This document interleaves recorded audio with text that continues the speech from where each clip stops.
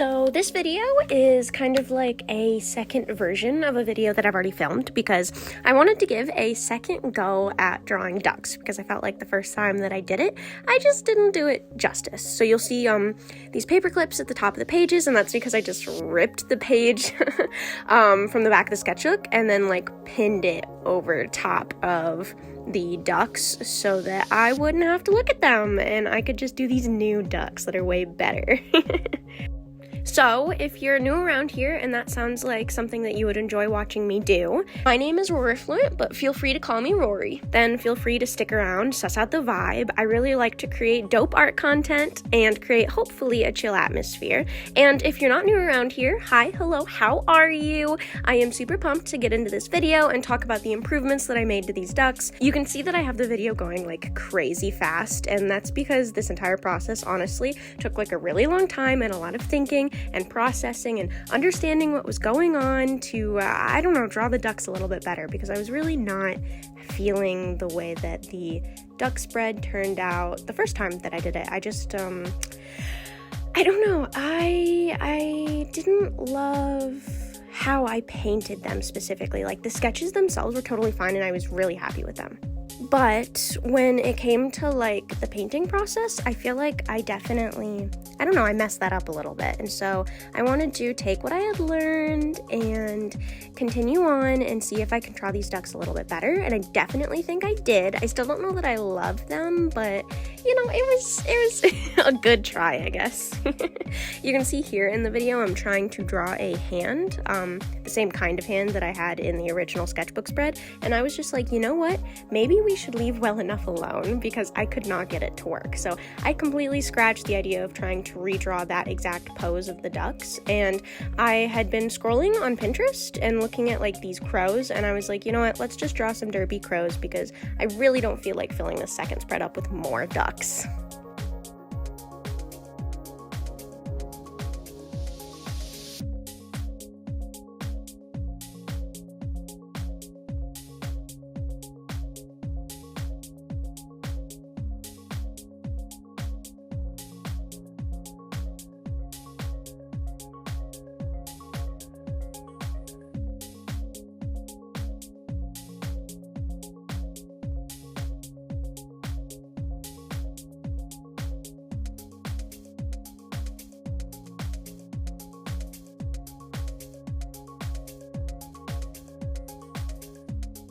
I feel like Pinterest is great not only for like photo references, but also for like style references, because I feel like I see these derpy crows like everywhere on Pinterest, and I just wanted to join in on the fun and draw some crows of my own that I kind of liked. And not all of them are perfect, but I do actually like the expressions that I was able to get with them. You know, I don't know that I've ever been able to draw a crow with its mouth open. I'm much more comfortable drawing the shape of the beak with it closed than open. I feel like it always looks a little weird, and I was actually really proud of these crows with their mouths open because I felt like they looked real, and I don't know, like it was the way that I would draw a crow with its mouth open, and that was exciting. And pushing expressions in animals is also something that I'm really trying to do, especially because recently, it was only just recently that I started implementing more eye variations where I could give my drawings more expressive eyes. I used to just do the little black dots or buttons, and so this kind of newfound way of drawing expressions on animals has been really fun, and I want to keep pushing it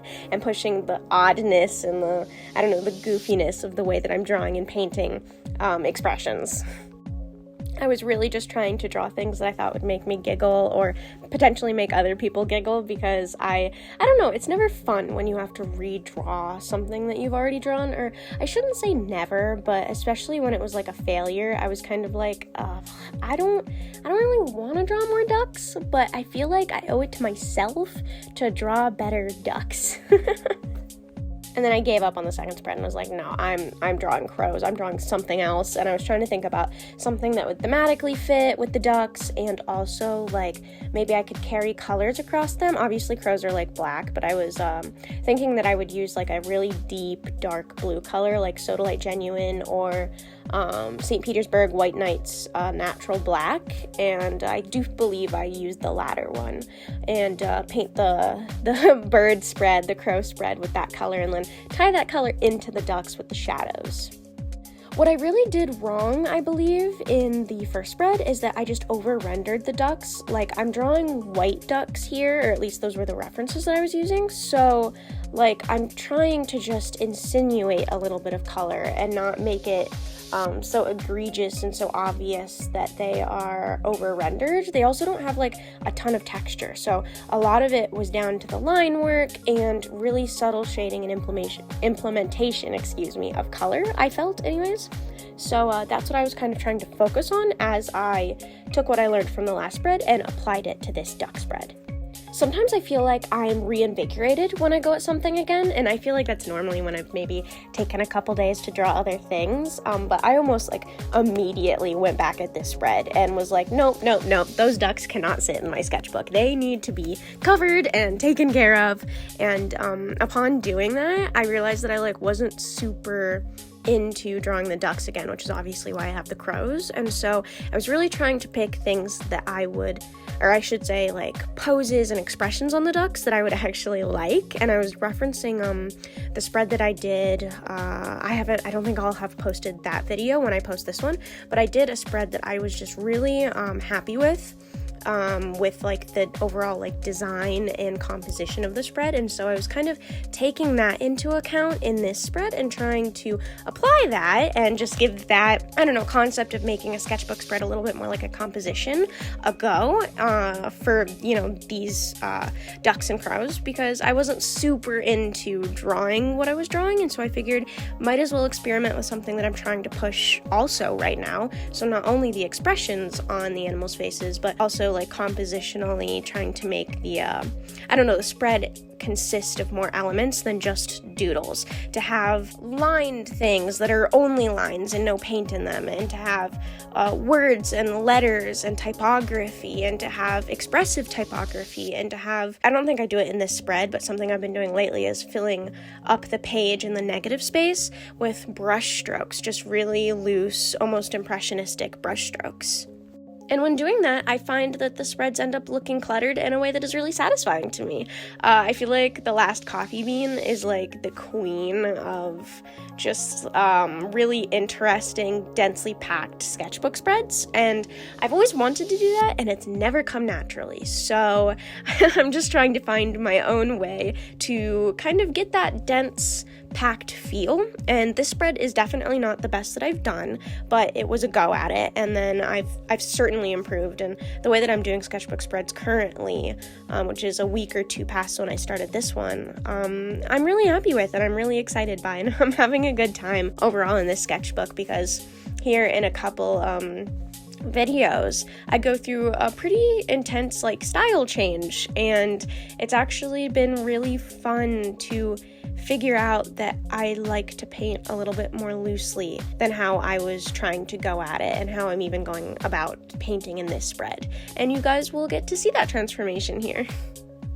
Overall, both of these subjects were very simple to paint. I feel like now, and I might actually, looking back at this, try and paint some more crows, because I feel like with the style that I've taken on now, which is much more loose in my painting and the way that I go about painting subject matter, would really lend itself nicely to the crows. But with that being said, I feel like these both didn't have a ton of detail that I needed to put into them and a ton of layering. I was just kind of adding those really small details that make them, in my opinion, come to life. I still am very happy specifically with the crow that's ah, and the crow that's no and has its head down. Honestly, yeah, and then I like the one between them. Honestly, those three on the bottom page, I was very happy with. I thought that they were aptly goofy.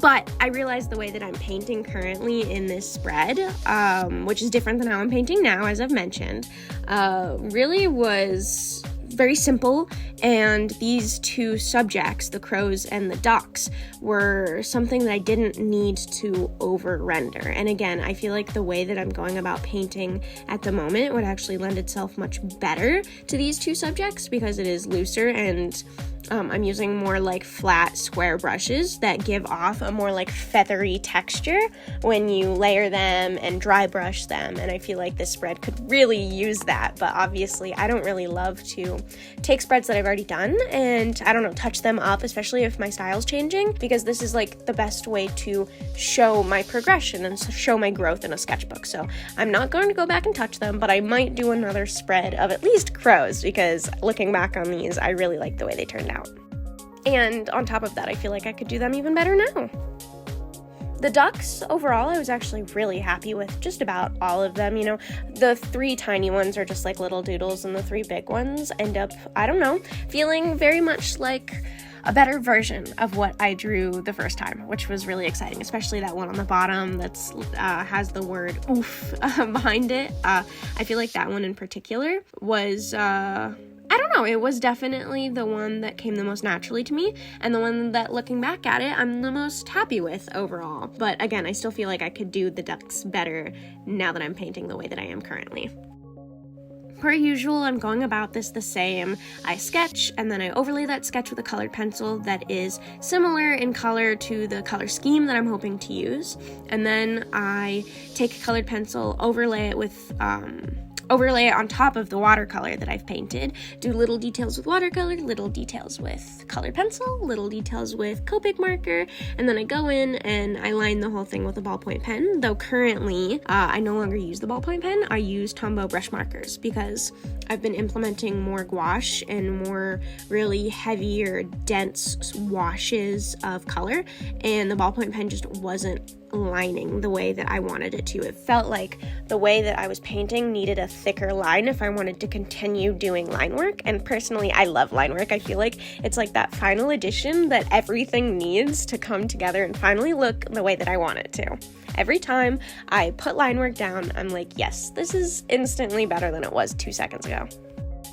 And I know that there are some people who kind of don't want to rely on line work, but I honestly love it. I feel like it's really satisfying at the end of the day, or the end of the sketchbook spread, to be able to add those lines and see everything just slot into place. And the lines that I was painting and sketching on with colored pencil and emphasizing with Copic marker just kind of really stand out and be what they're supposed to be, and just add that little bit of extra depth, extra structure that the way that I'm painting in this sketchbook spread and the way that I currently paint really needs to come together, in my opinion. Also, I don't know that I could give up the very satisfying feeling of outlining my piece and then being like, yes, this is better now. Normally when I'm outlining, I try and do the ones that I'm like the least excited to outline first, so that way I can just like get them over with, because at this point I've sketched the thing, I've lined it with colored pencil, I've painted and rendered the whole thing, and now I'm going over that shape again with some sort of marker or ballpoint pen. And so, like, I don't know, I feel like it gets a little old, especially once I start to realize maybe I don't like a particular sketch. I'm like, oh, I really don't want to line this. I really don't want to pay attention to it again.